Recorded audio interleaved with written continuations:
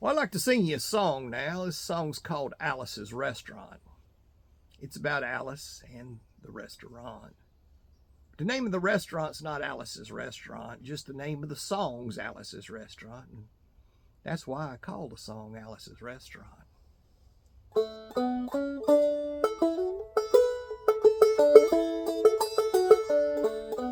You can get anything you want at Alice's Restaurant.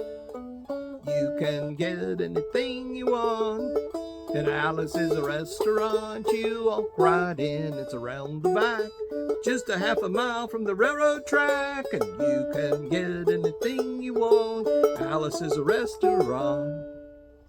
Well, it all started about 3 Thanksgivings ago. It was about 3 years ago on Thanksgiving. Me and a friend of mine were going to go up and see Alice at the restaurant, but Alice doesn't live in the restaurant. She lives in the church nearby the restaurant, in the bell tower with her husband Ray and Foucher the dog. And living there in the bell tower like that, they got a lot of room downstairs where the pews used to be. And since how they took out all the pews, they don't think they have to take out their garbage for a long time. So when we got there, it was a big mess, and we decided it would be a kind and friendly gesture for us to take the garbage down to the city dump. And so that's what we did. We piled a half a ton of garbage in a red VW microbus. We took shovels and rakes and implements of destruction, headed on down toward the city dump. When we got to the dump, there was a chain and a sign across the dump saying closed on Thanksgiving. We'd never heard of a dump closing on Thanksgiving before, and so with tears in our eyes, we drove off into the sunset looking for another place to put the garbage. We didn't find one. Till we came to a side road, and off the side of the side road was a 15-foot cliff, and at the bottom of the cliff was another pile of garbage.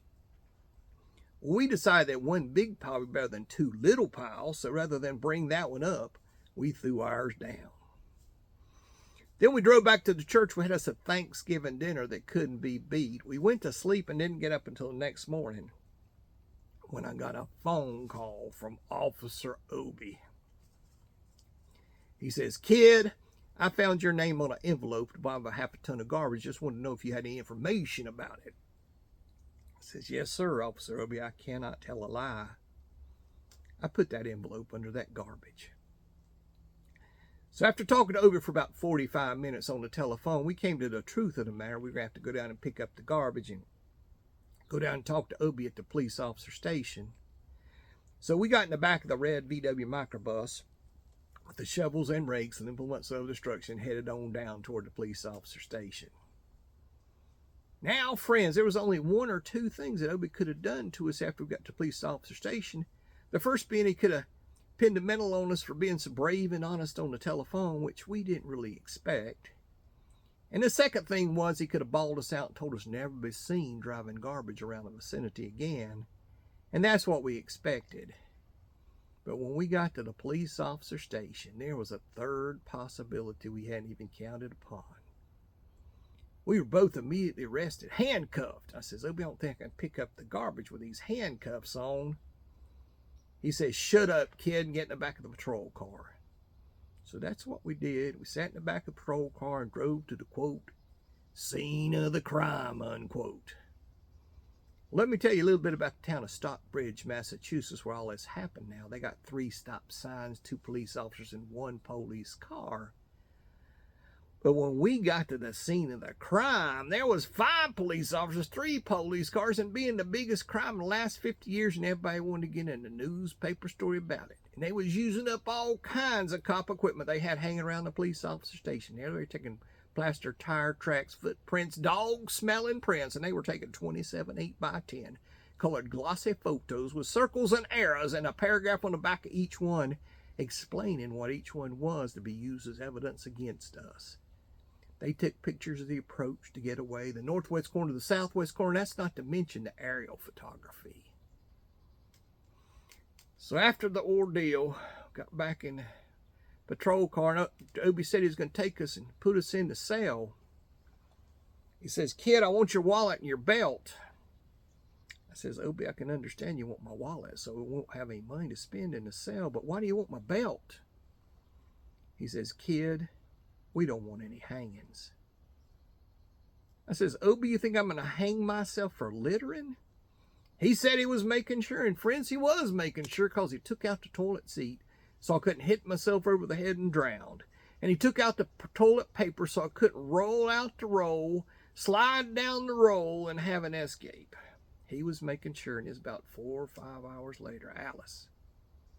You remember Alice, this song's about Alice. Well, she came by with a few nasty words to Obie on the side. She bailed us out, and we drove back to the church, and we had us another Thanksgiving dinner that couldn't be beat. Went to sleep and didn't get up in the next morning when we all had to go down to court. Well, we walked in. There was Obie with the 27 8x10 colored glossy photos with the circles and arrows and the paragraph on the back of each one. And the judge walks in with a seeing-eyed dog. The judge sits down. The seeing-eyed dog sits down. We all sits down, and Obie looks at the seeing-eyed dog. Then looks at the 27 8x10 colored glossy photos with the circles and arrows and a paragraph on the back of each one. Then he looks at the seeing-eyed dog. Then Obie began to cry because he came to the startling realization that this was just another typical case of American blind justice. The judge wasn't going to look at the 27 8x10 colored glossy photos with the circles and arrows and a paragraph on the back of each one, explain what each one was to be used as evidence against us.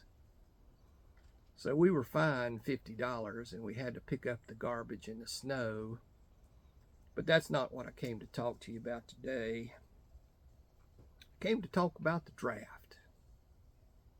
Well, they got a building down in New York City called Whitehall Street. You walk in, you get inspected, injected, neglected, detected, and selected. So I went in to get my physical examination. Walked over to the desk. The guy gives me a piece of paper, says, take this down to psychiatrist room 604. So I walked down the hall there, walked down to 604, walked in, and says, shrink, I want to kill. I want to kill. I want to see blood and gore and guts and veins in my teeth. I want to eat dead, burnt bodies. I want to kill. I started jumping up and down, yelling, kill, kill, kill, kill. And the shrink started jumping up and down with me. We was both jumping up and down, yelling, kill, kill, kill.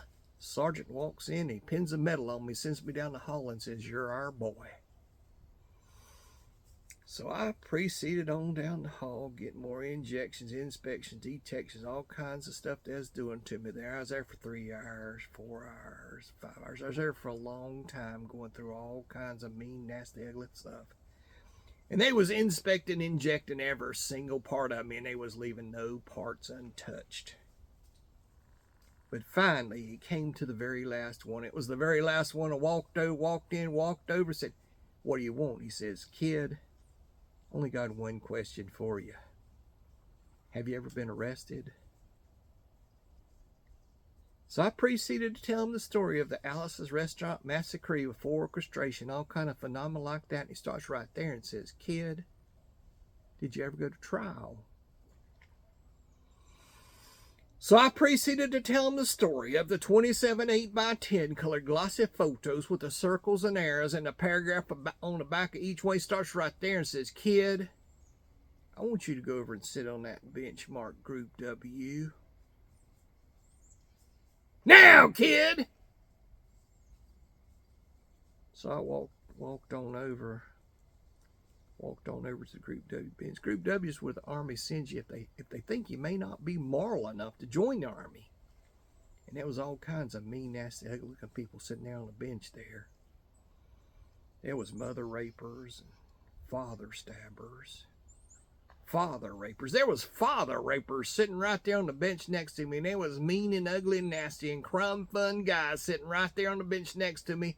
And the meanest, ugliest, nastiest one, the meanest father raper of them all, he was coming over to me. He sat down beside him and says, kid, what'd you get? I says, I didn't get nothing. I had to pay $50 and pick up the garbage. He says, nah, kid, what you in for? I says, littering. Well, they all moved away from me there on the bench, eyeballing all kinds of mean, nasty, ugly things, until I said, and creating a nuisance. And they all came back over and shook my hand. We had fun sitting there on the bench and talking about mother raping, father stabbing, all kinds of groovy things there. And till the man walks in with a piece of paper in his hands. He says, "Kids, this piece of paper writes 58 words for the script of the crime, Chris. Anything you got to say about the crime? Anything you got to say?" 45 minutes, and we didn't understand a word that he said.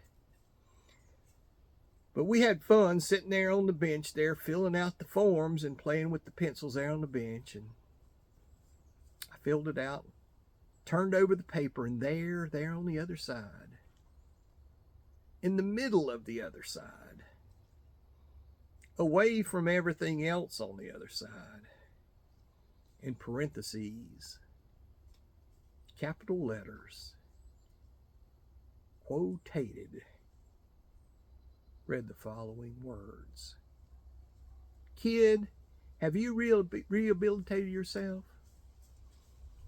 So I walked over to Sergeant and said, "Sergeant, you got a lot of gall asking me if I rehabilitated myself. I mean, you wouldn't know if I'm moral enough to join the army and burn women and kids' houses and villages after being a litter bug." He says, "Kid, we don't like your kind around here. We're going to send your fingerprints off to Washington. And friends, somewhere in Washington, engraved in some little folder, is a study in black and white of my fingerprints." Well, I'm just singing this song now because you may know somebody in a similar situation, or you may be in a similar situation. And if you are in a similar situation, there's only one thing that you can do. Just walk into the shrink wherever you're at and say, "You can get anything you want at Alice's restaurant." Walk out. If just one person walks in and sings a bar Alice's restaurant and walks out, they'll think he's really crazy and they won't take him. But if two people walk in singing a bar Alice's restaurant in harmony, then they'll think that's really strange and they won't take either of them. But if three people walk in singing a bar Alice's, they'll think that's an organization. And can you imagine 50 people a day? I said 50 people a day walking in singing a bar Alice's restaurant and walking out. Then, friends, they'll think that's a movement. And that's what it is. The Alice's Restaurant Anti-Massacre Movement. All you got to do join is to join in the next time it comes around on the Dosey Joe.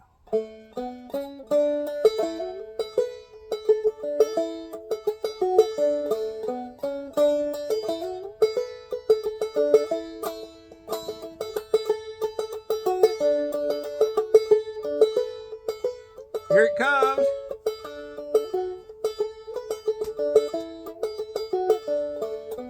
You can get anything you want at Alice's restaurant. You can get anything you want at Alice's restaurant. You walk right in, it's around the back, just a half a mile from the railroad track. You can get anything you want at Alice's restaurant. That was horrible. If you want to end war and stuff, you got to sing loud. So let's try it one more time. And this time, let's add 3 parts harmony to it. Okay? Everybody ready? You can get anything you want at Alice's restaurant, excepting Alice. You can get anything you want at Alice's restaurant. You walk right in, it's around the back, just a half a mile from the railroad track. And you can get anything you want at Alice's restaurant. Da, da, da, da, da, da. Alice's restaurant.